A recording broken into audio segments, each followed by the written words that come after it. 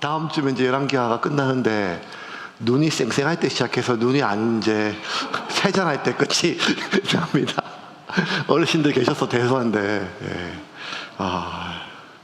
이제 뭐 고민을 많이 성경책을 좀 큰 거를 해서 갖다 놓을까 하는데 너무 또 할아버지 같고, 근데 그냥 안경 벗으면 되겠네. 안경 다시 잘 보이는데. 그래서 다음 주 이제 열왕기하가 끝이 나요. 열왕기하가 끝이 나고 2년 좀 넘었죠. 2년 좀 넘고 열왕기하가 끝이 나고, 근데 고린도 전후서가 돼요. 고린도 전후서가 이제 7월부터, 근데 아니 조금 더 뒤에 고린도 전후서가 가요. 한번 또 시작하면 한 2년 넘게 가니까, 그래서 중간에 뭐 하나 좀 넣을까 해서 고민을 좀 했다가 그 옛날에 했던 것도 한번 좋은 거, 또 재밌던 거 제가 이렇게 설교하면서 또 성도들과 함께 이렇게 참 은혜를 받았던 말씀 중에 그 귀향이라고 룻기 시리즈 한 4년 전에 2019년에 했는데 기억나세요? 진짜 나세요? 진짜 솔직히 말하세요. 기억나면 안 돼요. 했던 것만 기억나시죠? 그래서 그때 참 따뜻한 것 같아요. 그때는. 예, 그때는 이제 저희 교회가 뭐가 있었는가 하면 수요영 성집회 방학이 있어요. 방학이 여름 2달, 겨울 2달 방학하고, 방학 끝나고 새로 시작할 때는 이제 전 교인들이 다 와가지고, 말만 전 교인이지 한 반 왔어요. 반. 그래도 한 6, 70명 와가지고 수요일 날 그때는 김밥하고 컵라면 먹고, 특별히 그 사주를 그렇게 부흥회처럼 하고, 이제 또 이렇게 좀 시작하고, 또 겨울 되면 좀 쉬었다가 또 다시 시작하고, 그런 맛이 좀 있었는데, 이제 어느 순간 이제 막 성도님들이 수요예배 방학 안 했으면 좋겠다 막 이렇게 얘기하셔가지고, 예, 그때부터 이제 좋은 시절이 다 갔어요. 그렇게 해서 이제 방학 없이 계속 이제 왔는데, 그때 이제 한참 특별 수요 영성 집회 할 때 이제 그 귀향 시리즈 룻기를 해서 참 은혜를 많이 받았던 기억이 좀 있어요. 그래서 끝나고 7월 달에 룻기 조금 다루고, 그러고 나서 이제 고린도 전서, 고린도 후서로 넘어갑니다. 예, 거의 다 교인들끼리 싸운 얘기들이에요. 막 서로 싸우고 막 이런 것들하고, 막 방언, 성령, 부활, 재림 뭐 이런 것들하고, 그다음에 막 다 이런 부분들에 대한 어떤 실제적으로 우리가 신앙생활하면서 접했던 많은 현실적인 문제들을 이제 바울이 전하셨던 이야기들을 이제 그렇게 다루게 됩니다. 어쨌든 뭐 다음 주에 마지막 책 정리를 하겠지만, 그래도 열왕기 상하 이거 쉬운 게 아닙니다. 사무엘부터 시작해가지고 이스라엘 역사를 전체적으로 꼼꼼하게 그렇게 너무 꼼꼼하게 살펴봐서 또 앞에 거를 까먹었던 것 같아요. 이거 뒤에 거 할 테니까. 그래도 하나님께서 우리에게 주셨던 그 맥락은 이렇게 동일합니다. 역사를 공부하는 이유는 한 가지예요. 내가 지금까지 왔던 길을, 방향을 보면 앞으로 가는 길이 보이거든요. 지나간 것을 살펴보고 단순히 어떤 교훈을 얻고자 이런 것이 아니라, 지나온 역사를 우리가 공부하는 것은 우리가 앞으로 가야 될 방향의 길이 거기에 있기 때문에. 예. 그러니까 아무리 우리가 새로운 길을 가려고 해도 지나왔던 그 방향 속에서 벗어나지는 못하거든요. 결국에는 다음 주에 끝이 나고 시드기야 왕으로 마지막 두 눈을 뽑히고 쇠사슬에 잡혀서 넘어가고 예루살렘 멸망이 이루어지게 됩니다. 그토록 하나님께서 아브라함을 통해서, 다윗을 통해서, 그리고 다윗의 후손을 통해서 이 땅에 세우고자 했던 하나님의 나라, 이스라엘, 그리고 교회, 성전, 그 모든 것들이 이스라엘 백성들 안에 우리는 구원받은 백성이고 하나님은 우리를 선택했다, 그 자부심을 상징하는 모든 것들이었어요. 아브라함의 후손, 이스라엘 민족, 히브리 민족, 할례, 성전. 그런데 그 이스라엘이라고 하는 나라도, 성전조차도 결국 돌 위에 돌 하나 남지 않고 다 흩어지게 되었습니다. 그래서 지금 여러분, 이스라엘 그러면, 지금 이스라엘은 1945년도에 새롭게 팔레스타인이 만들어졌고, 지금 이스라엘이라고 하는 나라에 살고 있는 유대인들보다 이스라엘 밖에서 살고 있는 유대인들이 훨씬 더 많아요. 미국에 있는 유대인들하고 현재 이스라엘 본토에 있는 인구하고 비슷해요. 그리고 그 종족 자체도 이미 이 갈대아 우르에서 나왔던 그러한 아람 계통의 아브라함의 후손들이 아니라 이제 유럽계 유대인들, 특별히 저쪽에 러시아와 독일계 쪽의 유럽인들, 그 다음에 저게 스페인과 포르투갈의 이베리아 반도 쪽에 있는 유대인들, 미국 쪽에 있는 막 전 세계에 있는 많은 유대인들, 심지어 유대인들 그러면 우리가 생각했던 유대인 민족이 아니라 얼굴에 새까만 흑인 유대인들도 있어요. 그래서 그 종족들이 결국 아브라함의 후손이라고 하지만 그 종족 자체가 다 없어졌던 계기는 뭔가 하면 이스라엘의 멸망이고 바벨론에 의한 마지막 침략입니다. 그 침략에 지난주 살펴본 거죠. 여호야김이 이제 죽고 그의 아들 여호야긴이 왕이 되었는데 몇 달 못 다스립니다. 한 석 달 정도 다스리고 또 잡혀가게 됩니다. 8절입니다. 같이 읽겠습니다. 여호야긴이 왕이 될 때에 나이가 18세라 예루살렘에서 석 달간 다스리니라. 그의 어머니의 이름은 누우스다요 예루살렘 엘라단의 딸이더라. 석 달이 18살이 뭐 알겠어요. 근데 그때는 뭐 그 정도 하면 괜찮은 나이였고 사리 분별이 가능한 나이예요. 그런데 이 이스라엘 남유다를 통치했던 기간이 너무 짧아요. 석 달이에요. 석 달이면 뭐 첫 달 취임하고 마지막 달 뭐 빼고 나면 별로 없어요. 그러니까 석 달 아무것도 한 게 없어요. 근데 아무것도 할 수도 없고 한 것도 없고 아무 의미도 없어 보이는 석 달도 어떻게 이게 충분한 달인가 하면 자신의 인생을 망치기에 충분한 달이에요. 참 신기해요. 석 달 동안 뭘 이루기는 어렵고 뭘 다 잡기도 더 어렵지만 자신의 운명을 망치기에는 충분한 달이 석 달이라는 거예요. 자기 아버지 여호야김이 그렇게 하나님을 떠나 악행하여서 비참하게 최후를 맞이한 걸 보놓고 그 아들 여호야긴 역시 그 아버지의 뒤를 따라 하나님 보기에 악을 행하였습니다. 9절과 10절입니다. 같이 읽겠습니다. 여호야긴이 그의 아버지의 모든 행위를 따라서 여호와께서 보시기에 악을 행하였더라. 그때에 바벨론의 왕 느부갓네살의 신복들이 예루살렘에 올라와서 그 성을 에워싸니라. 적극적으로 하나님을 대항했다 이런 악이 아니에요. 지금 여호야긴 뭐 이런 이어지는 그 말들은 적극적으로 내가 하나님을 배워내서 문하색처럼 막 그냥 성전 안에 온갖 우상을 세우고 아세라 남근산과 1월 성신의 제단을 쌓고 뭐 이런 게 아니라 복잡한 국제 정세 속에서 어떻게 하면 내가 살아남고 우리나라가 살아남을 수 있을지, 바벨론이냐 애굽이냐 아수르냐 라고 하는 그 중요한, 우리가 어느 줄을 붙잡아야 살 수 있을 것이냐 라고 하는 이 엄청난 고뇌 속에 그들의 선택지에 여호와 하나님이 없었다는 거예요. 여호와 하나님이 없었다는 거예요. 그들은 여전히 하나님을 믿었고, 그들은 여전히 천국과 지옥도 알고, 여전히 창조주, 자신이 하나님의 백성이고 하나님이 유일하게 우리를 선택한 거, 이런 거 다 믿었어요.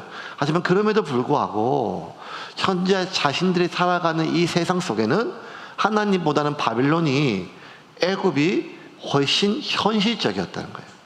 사실적이었다는 거예요. 그래서 그들은 하나님을 버린 것이 아니라 바벨론, 그리고 아스루, 그리고 애굽이라고 하는 선택지를, 그 중에 어디를 선택할까 할 때 그들의 마음속에는 그냥 자신들은 하나님은 당연하게, 왜냐하면 아브라함 자손이니까요. 내가 하는 모든 선택은 하나님의 선택이다, 뭐 이런 생각하는 게 좀 있는 것 같아요. 그래서 이들이 결국 하나님의 선택지에 두지 못하고 애굽이냐 바벨론이냐 어디냐 저울질하다가 자기 아버지가 그렇게 비참하게 죽었는데, 여호야긴 역시 똑같이 아버지의 뒤를 이어 하나님이 아닌 사람에게, 권세에게, 힘에게 자신을 의지하고 있다가 결국 하나님께서 바벨론이라고 하는 막대기를 사용하셔가지고 이스라엘을 치십니다. 남유다.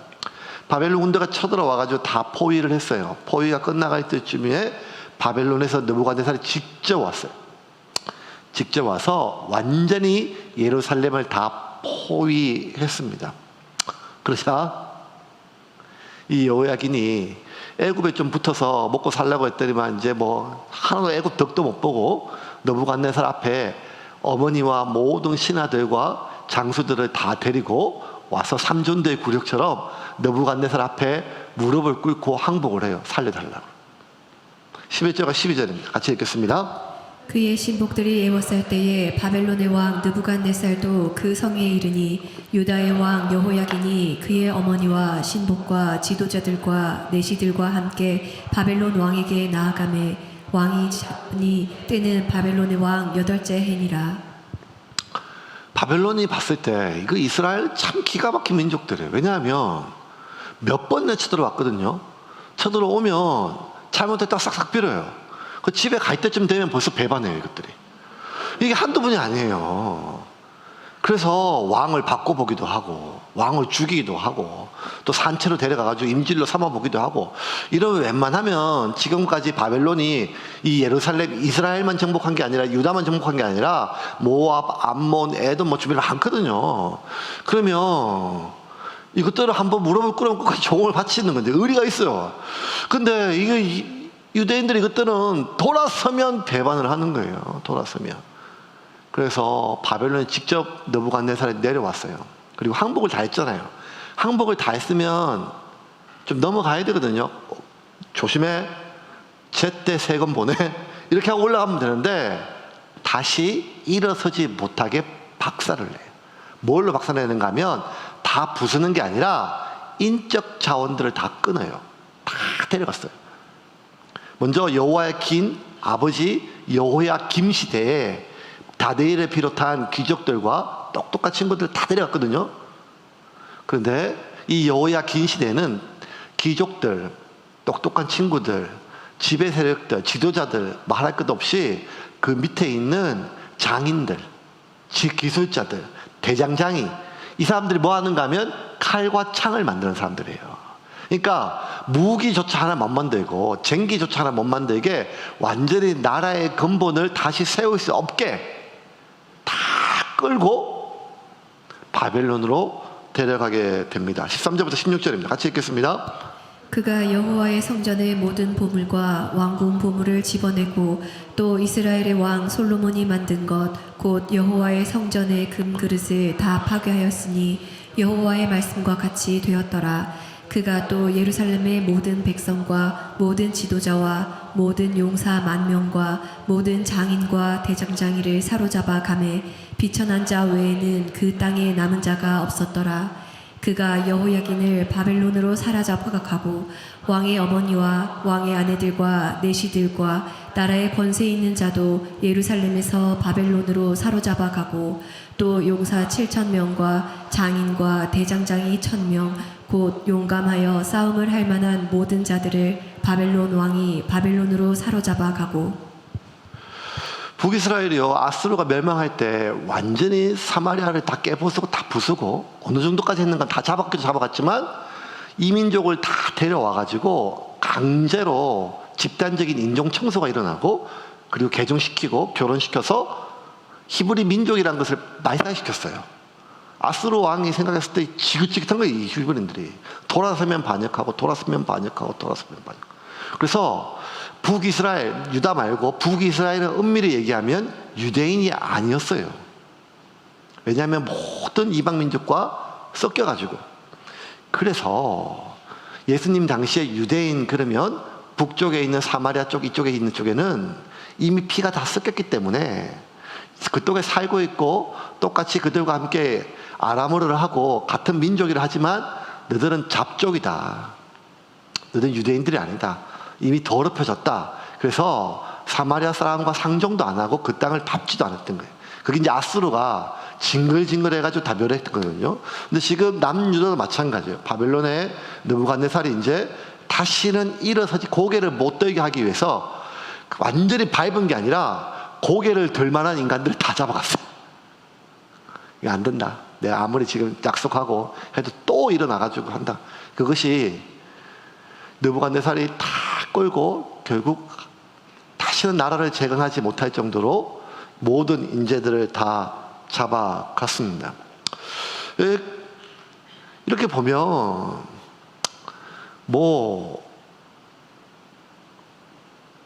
이스라엘 남유다 이런 모든 선택들은 결국 여호야긴이 바벨론이 아니라 애굽을 선택했던 결과로 일어나는 것 같아요. 그리고 그 이전에 있었던 아버지 때에 있었던 그 1차 포로, 지금 자기 때에 있었던 2차 포로 전부 다 바벨론을 끝까지 계속 섬겼으면 이 정도로 해파당하진 않거든요. 그런데 이 남유다의 그 왕실 안에도 이 바벨론파와 그리고 이 애굽파가 계속 나눠가지고 서로 싸웠고, 결국 어디가 힘을 얻었던 그 파가 왕의 마음을 움직여서 바벨론을 배반하게 만들었거든요. 이렇게 보면 정치적 판단의 미스였고 신하들의 판단의 미스처럼 보여요. 약속이 어쩔 수 없는 그런 서러움과 자신의 내 운명을 내 마음대로 결정할 수 없는 강대국의 결정에 따라야 되는 그런 운명처럼 보이는데, 성경은 한결같이 이렇게 얘기하죠. 이거 모두 다 바벨론이 멸망시킨 게 아니라 하나님의 징벌이었다는 거예요. 하나님의 징벌. 1절과 3절 같이 한번 읽겠습니다. 1절부터 3절까지 같이 읽겠습니다. 여호야김 시대에 바벨론의 왕 느부갓네살이 올라오매 여호야김이 3년간 섬기다가 돌아서 그를 배반하였더니. 자, 3년간 섬기다 돌아서 배반했어요. 그러면 바벨론 왕이 쳐들어와서 죽이는 게 맞잖아. 그게 팩트예요. 근데 성경 기준은 뭔가 하면 여호와께서 지금 바벨론이 쳐들어와서 다 잡아가고 죽이지만 이거는 하나님이 내리신 벌이라는 거예요. 이제부터 계속 읽겠습니다. 여호와께서 그의 종 선지자들을 통하여 하신 말씀과 같이 갈대아의 부대와 아람의 부대와 모압의 부대와 암몬 자손의 부대를 여호야김에게로 보내 유다를 쳐 멸하려 하시니. 이 일의 유다의 임함은 곧 여호와의 말씀대로 그들을 자기 앞에서 물리치고자 하심이니 이는 므낫세의 지은 모든 죄 때문이며. 2절과 3절에 반복되는 단어가 뭔가 하면 하나님의 말씀대로란 단어예요. 여호와께서 그의 종 선지자들을 통하여 하신 말씀과 같이, 그의 종 선지자들을 통해서 하신 말씀. 이 일이 유다의 임함은 곧 여호와의 말씀대로 그대로. 근데 하나님 직접 말씀하신 게 아니라 선지자를 통해서 말씀하셨거든요. 그러면 이 여호야김과 여호야긴 이 부자들 사이에 그 시대에 활동했던 선지자가 예레미야, 하박국 이런 사람들이에요. 이들이 얼마나 눈물로 호소했는지 말아요. 차라리 이렇게 얘기했어요. 바벨론이 자꾸 쳐들어오는 것, 그 하나님의 심판이다. 막을 수 없다. 차라리 항복해라. 그랬더니 유대인들이 매국노라고 막 멸망했어요. 저런.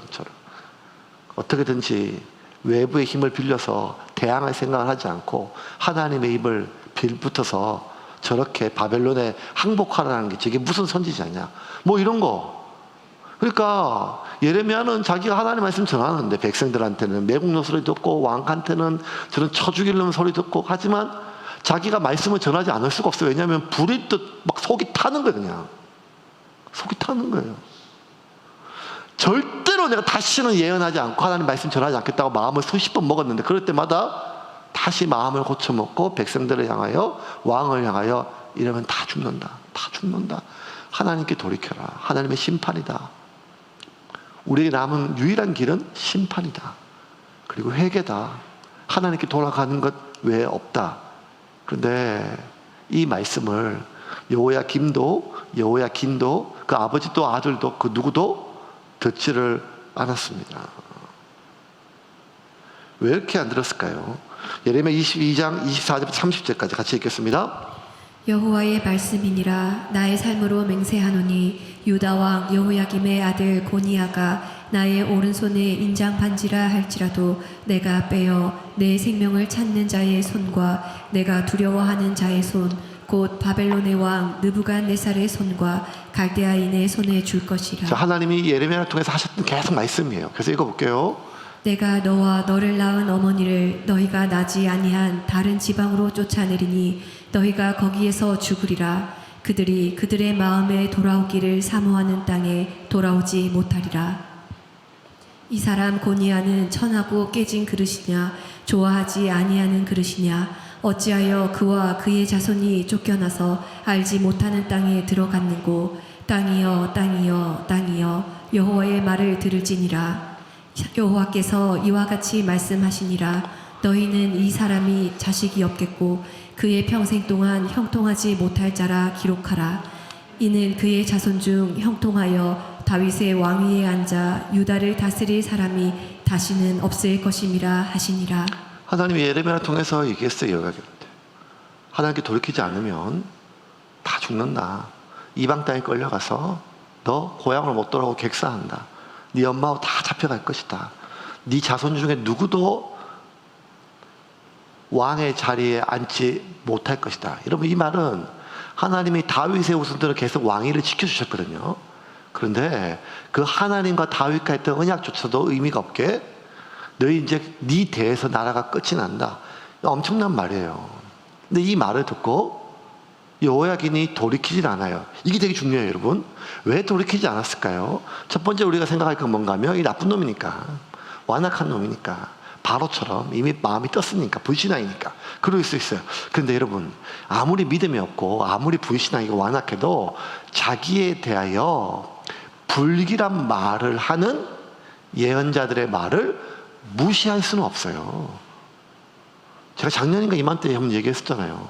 제가 부산 온 지 지금 10년째인데 몇 번 만나지도 않았고 전화로 가끔씩 전화했던 갑자기 그 사직동에 사는 우리 막내 누나가 전화 와가지고 며칠 전에 희철아 누나 왜 무슨 일이야? 야야 큰일 났다. 왜? 내가 지금 오늘 점을 보고 왔는데 점 보고 와가지고 저한테 너 올여름에 물 조심하란다. 절대로 물에 가지 마라. 여러분, 이게 저희 목사한테 할 얘기가 아니잖아요. 그런데 누나 너무 간절한 거예요, 지금도. 그래서 막 그냥 너무 아주 비싼 점쟁이한테 갔다 왔겠지, 그래가지고. 그럼 자기 것만 보고 오지, 목사 거를 또 왜 봐요? 그래서 보고 왔는데, 그걸 듣고 하니까 막 너무 불안해가지고 저한테 그냥 다시 전화해가지고 물 조심하라고, 여름인데. 그거 너무 기가 막힌 거예요. 왜 자꾸 저럴까? 그리고 그 말은 누가 못해요. 그때가 7월 달인데 제가 그러면 스키 타러 가겠어요. 7월 달이니까 물 조심하고 겨울에 불 조심하고. 그러니까 제가 그냥 그때 일을 한참 유행하는 그런 말들이 좀 있었어요. 점쟁이들이 뭐 얘기해가지고 누가 오면 막 이렇게 막 하면서 맞추고 계속 이렇게 막 눈치 보고 그 사람 막 맞추는 것처럼 해가지고 그 집에 옛날 시골집에 복숭아 나무 있지? 그러면 없는데요? 그러면 있었으면 큰일 날 뻔했어. 이렇게 하면서 뭐 하나 계속 찔러보고 하나 걸리면 이제 계속 얘기하고 그러니까 인디안 기후제처럼 비 올 때까지 계속 뭐 기후제 지내면 뭐 기후제 지내서 비 오는 것처럼 이렇게 말도 안 되는 얘기죠. 말도 안 되는 얘기고 그랬었는데 진짜 웃고 지나갔는데 그 여름에 청년들 데리고 바닷가 놀러 갔는데 어디 물에 갔는데 막 물에 뛰어드는 순간 그게 생각이 났어요.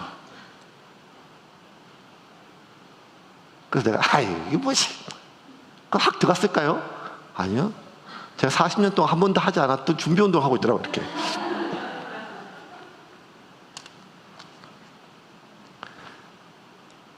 하나님에 대해서 완악해도 예레미야잖아요. 하나님이 인정하고 백성들이 인정한 선지자예요. 그 선지자가 자기 뜻과 반대해요. 싫어요. 내가 싫어하는 사람이지만 무시할 수 없는 사람이에요. 그런데 그 사람이 지금 뭘 예언하는가 하면 당신 이름이 안 좋아 벌 받을까 이게 아니라 당신 잡혀간다. 대가 끊어진다. 모든 걸 잃어버린다. 객사한다. 이런 말은 무시할 수 없는 말이에요. 그런데도 이러한 예레미야와 하박국과 수많은 하나님의 선지자의 말을 무시할 만큼 대가 셌거나 완악해서가 아니라는 거예요. 왜? 여호야긴이나 그 아버지나 아들이나 이 당시의 유다의 왕들이 하나님의 이 피 끓는 검정 막 이런 아까 전에 이것도 말씀 예레미야 말씀 보면 땅이여 내 말을 들으라. 하도 안 들으니까 그냥 땅을 붙들고라도 왜 그토록 안 들었느냐? 중요한 이유가 하나 있어요. 그게 뭔가 하면 거짓 선지자들이 반대로 예언해 줬기 때문이에요. 괜찮다. 안 죽는다. 하나님이 너와 함께 하신다. 하나님이 당신의 선택과 함께 하신다. 그 거짓 선지자들이 하나님 보시기에 심히 타락했어요. 악했어요. 그들에 대한 예레미야 예언을 한번 봅시다. 예레미야 23장 11절과 12절 말씀입니다. 같이 읽겠습니다. 여호와의 말씀이니라. 선지자와 제사장이 다 사악한지라. 내가 내 집에서도 그들의 악을 발견하였노라. 그러므로 그들의 길이 그들에게 어두운 가운데 미끄러운 곳과 같이 되고 그들이 밀어냄을 당하여 그 길에 엎드러질 것이라. 그들을 벌하는 해에 내가 그들에게 재앙을 내리리라. 여호와의 말씀이니라. 선지자는 하나님의 말씀을 백성들에게 전하는 사람들이고 제사장은 하나님과 백성 사이를 연결하는 사람이에요. 근데 이들이 다 타락했어요. 말도 못하게 타락했어요. 14절 한번 볼까요? 제가 그대로 다시 읽을게요. 14절 말씀.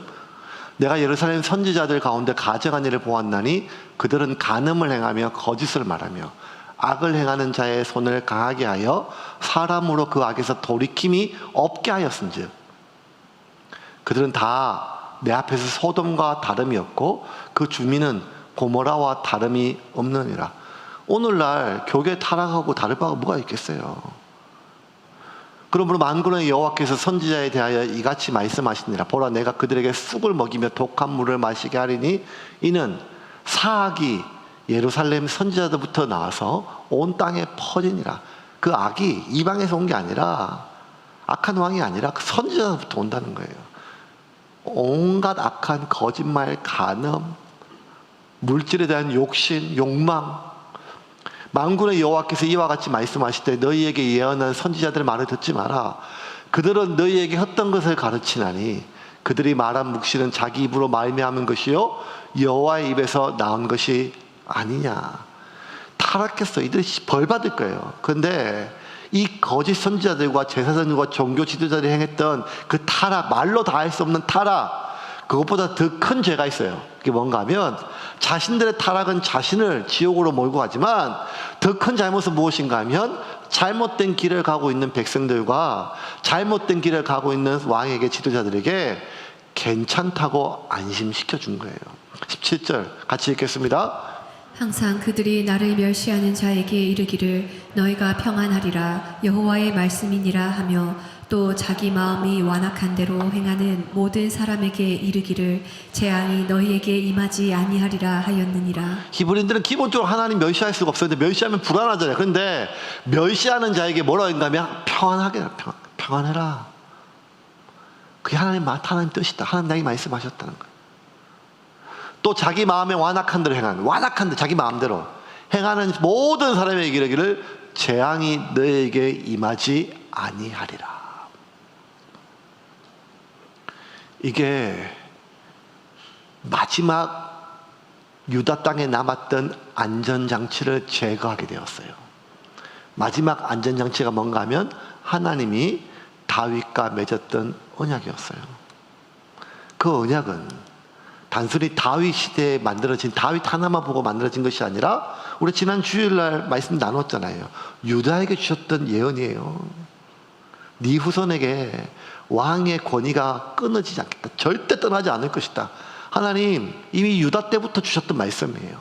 그런데 그 남유다의 마지막 안전장치가 떨어져 나갔던 것은 이 거짓 선지자들이 하나님의 악을 행하고 하나님의 뜻대로 행하지 않고 자기 뜻대로 행하는 완악한 자들에게 하나님이 주셨던 불안이라고 하는, 두려움이라고 하는 그러한 안전장치가 있는데 그것을 다 마취시키고 그들이 멸망의 길을 갈 때 평안한 마음으로 가게 만들었어요.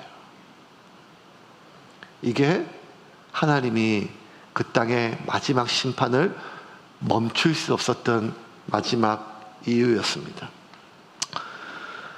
감염되었을 때 여러분 소독약이 아파요. 멀쩡할 때는요 소독약 알코올 아무리 보다 안 아프잖아요. 근데 이게 감염이 되면요 소독약 부으면 아파요. 만약 우리의 삶이 깨끗하고 정결하고 지금 우리가 사는 시대가 거룩한 시대라면 하나님 말씀이 아플 리가 뭐 있겠어요. 우리가 깨끗하게 씻겠죠. 근데 소돔과 고모라 같다면 강단마저 썩었고 교회마저 무너지며 성도들과 목회자들이 다를 바가 없이 온갖 하나님의 이름을 부르지만 세상 사람들의 욕망과 다르지 않고 입술로 말하는 가치는 거룩함과 하나님의 나라와 헌신과 희생을 이야기하지만 그들의 속에 있는 욕망은 오히려 더 세속적이고 낮아지기보다 인정받고 높아지고 어제 먹이신 하나님이 오늘도 먹이시고 나일과 함께하는 것이 아니라 내 손에 쥐고 있는 물질이 나로 하여금 안심시키는, 그렇게 그 하나님조차도 나를 안심시켜주는 그 물질과 사람을 공급해주는 통로로 전락해지는 이 시대에 어떻게 하나님 말씀이 우리에게 평안으로 다가올 수가 있겠어요? 감염되다 못해 썩어 문드러져서 이제 이 팔조차도 건질까 말까 하고 온 몸이 다 썩어져 문드러졌는데, 그 하나님 말씀 소독약이 어떻게 평안으로 우리를 따뜻하게 마사지 해주고 괜찮다 다 잘 될 거다, 머리가 될지언정 꼬리가 되지 않고 너희를 향한 나의 생각은 재앙이 아니고 평안이니, 이런 말들은 우리를 살리는 말씀이 아니라 우리를 죽이는 말씀이 아니겠습니까? 아파야 될 때, 두려워해야 할 때 우리는 아픈 말씀을 거부하고 두려운 하나님을 거부한 채 우리를 위로하고 우리에게 평안과 장밋빛 희망을 주는 그러한 거짓된 메시지에 귀를 기울일 때, 그때가 진짜 마지막 때인 겁니다. 예수님이 이 땅에 오시지 않는다 할지라도 내 인생이 더 이상 다시 회복할 마지막 기회를 잃어버리는 거예요. 여호야긴의 완악함은 본인의 비극으로 끝나지 않았어요. 이 여호야긴의 완악함은 백성들의 비극으로 끝나지도 않았어요.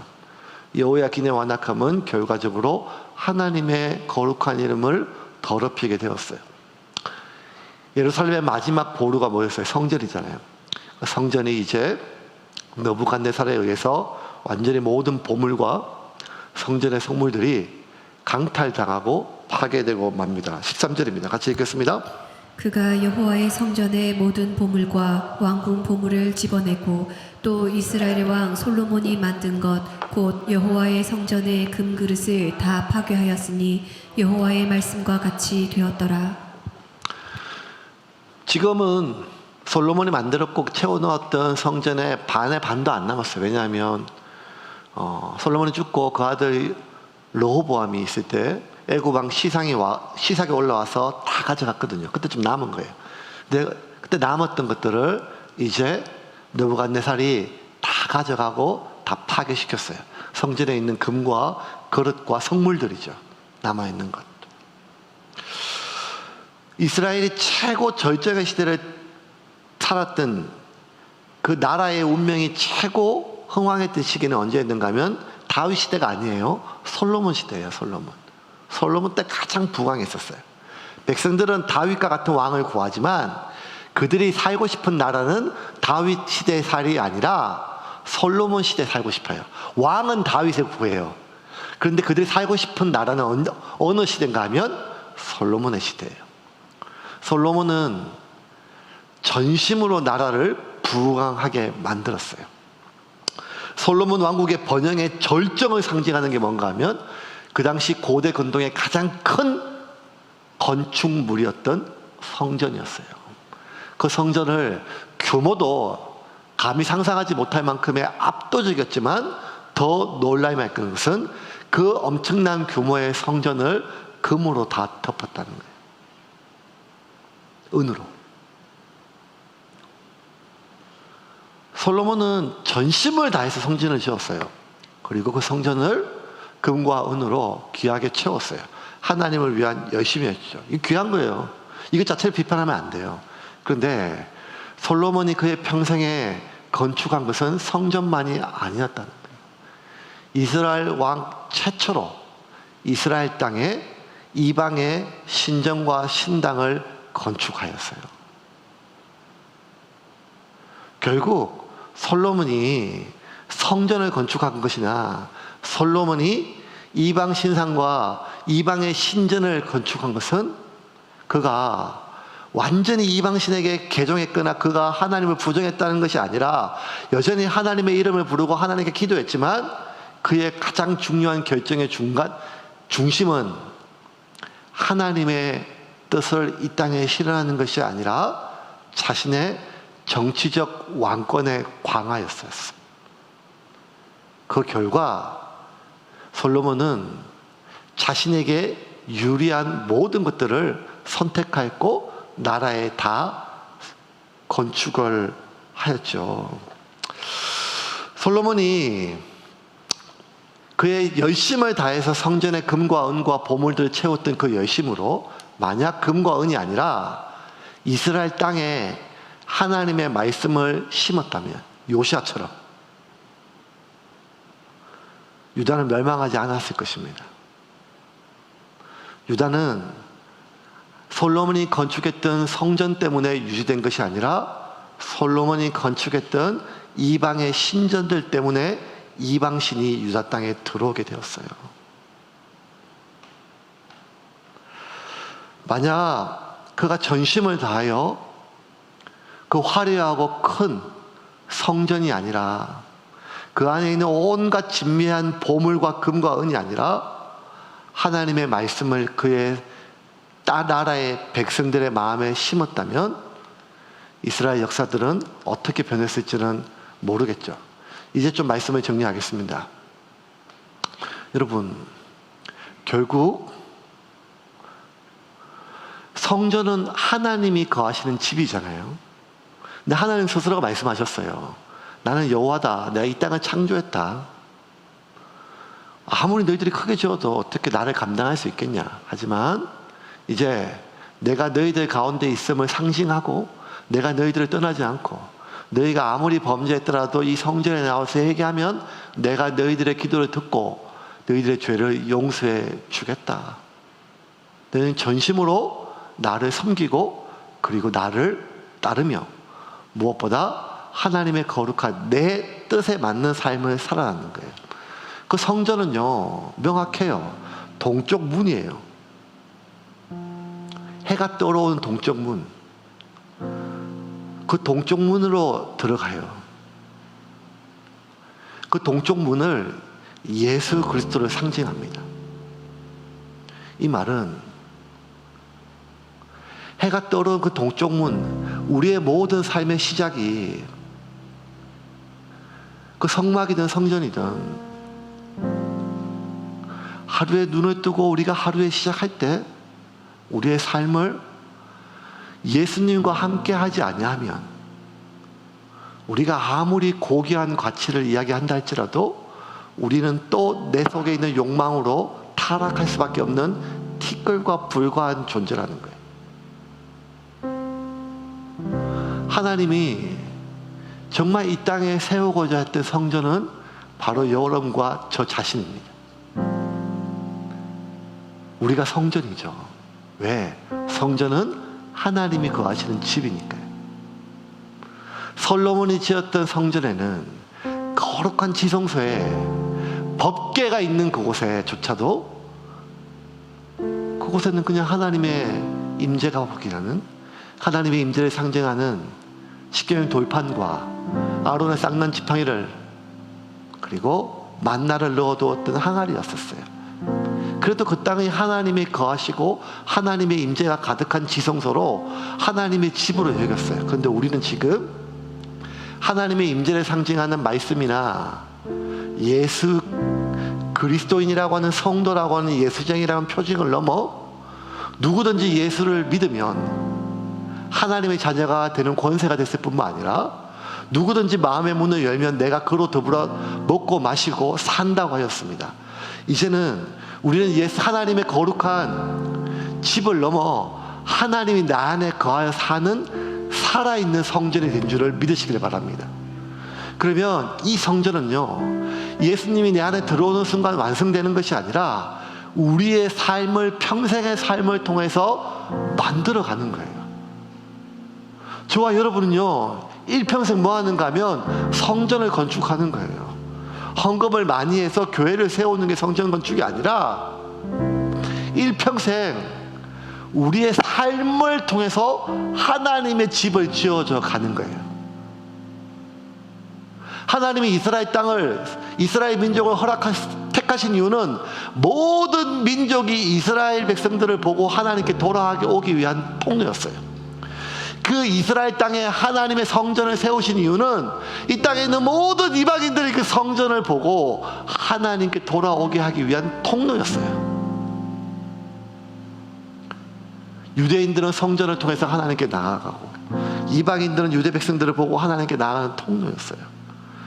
그렇다면 성전은 하나님이 거하시는 집이 아니라 하나님께 나아가는 통로라는 거예요. 저와 여러분은, 세운 교회는, 이 땅에 있는 모든 교회는, 우리는 다 성전이고, 이 성전은 한 번 짓는 것이 아니라 우리가 마지막 호흡이 끝나고 눈을 감는 그 순간까지 우리는 성전 건축을 평생 하며 살아갈 것인데, 그 성전은 무엇인가 하면 우리의 삶을 통해서 만들어지는 거예요. 삶을 통해서. 그럼 우리의 삶을요, 기왕이면 좀 멋있으면 좋겠죠. 빛나면 좋겠죠. 값진 것을 채웠으면 좋겠죠. 그런데 그거 내가 좋은 것이지 하나님이 좋은 것이 아니란 말이에요.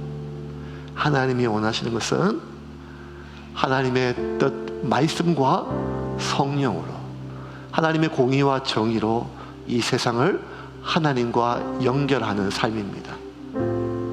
그러므로 여러분, 열왕기 2년 동안 고생이 많았습니다. 하나님은, 아니, 이스라엘은 실패했어요. 솔로몬은 실패했어요.